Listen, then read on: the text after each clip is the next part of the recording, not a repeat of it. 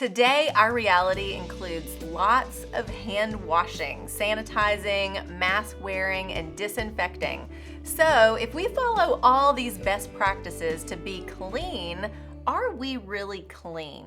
We sure hope so. A common practice for my family after we go to a restaurant or into a store is to spray all of our hands down with sanitizer. It's just the crazy norm for us now as we try to protect ourselves from a virus. As clean as I may think I am, when you're dealing with a virus you can't see, you never really know if you actually may be contaminated. So we do our best to wash hands, wear masks, disinfect, and we isolate if we have symptoms, have tested positive, or if we know we've been exposed. All of a sudden, in society, it feels a bit like we've been broken down into two camps, the clean and the unclean. If someone is sick, we want to stay far, far away. We want to stay on the clean side. Back in the Old Testament, God's people were very aware of what was clean and what was unclean through the Mosaic Law. To be able to worship God or even draw near to God, you had to be clean. Anything unclean could not be in the presence of God or used in worship. In Leviticus 10:10, we see how being clean was used to represent being holy and pleasing to God. So the burden to atone for sin and remain holy was a heavy burden to bear.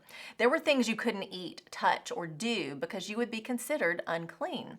If you were unclean, there was a very specific process to go through to be purified and once again made clean. If someone had leprosy, they were definitely considered unclean and had to literally yell it out so no one would come near. Can you imagine? In Leviticus 13, we read how lepers were sent out of camp, isolated, and had to make it obvious they were unclean or sick by tearing their clothes, having messy hair, and wearing a cloth over their face.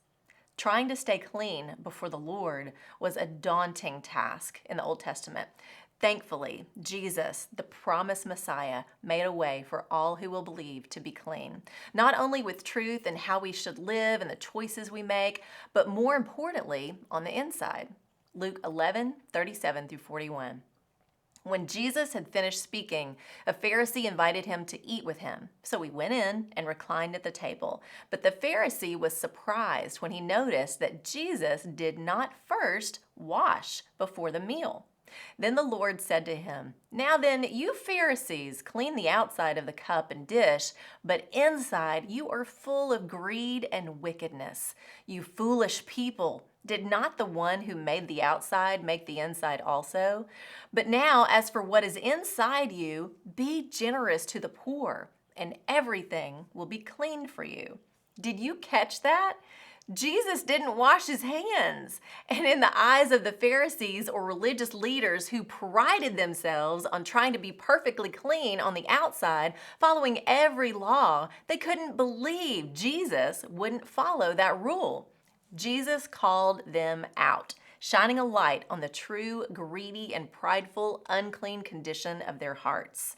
We may be doing all the right things and following all the rules on the outside to stay clean, but if our lives aren't covered and changed by the grace of Jesus on the inside, we are unclean and unable to be reconciled to God. We can't wash or sanitize enough on the outside. Only Jesus makes us completely white as snow. That's the truth. Yes, do all the things to stay safe and clean on the outside.